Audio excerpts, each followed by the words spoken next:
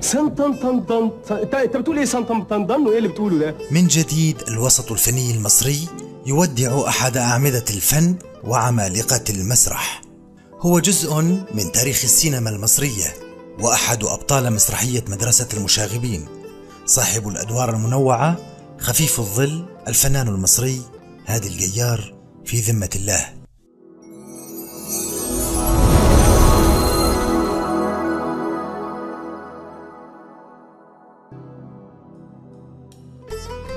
توفي منذ قليل الفنان المصري الكبير هادي الجيار، متأثرا بإصابته بفيروس كورونا داخل مستشفى الهرم، وذلك عن عمر يناهز 71 عاما. وقد كان الفنان الكبير هادي الجيار قد دخل مستشفى الهرم خلال الأيام القليلة الماضية، وذلك إثر إصابته بفيروس كورونا. وما ضاعف من حالته المرضية هو إجراءه عملية قلب مفتوح خلال الأشهر الماضية.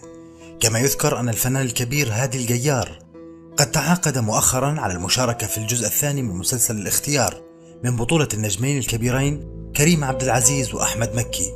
ومن المقرر تشييع جثمان الفنان الراحل ودفنه في مقابر الأسرة في مدينة 6 من أكتوبر.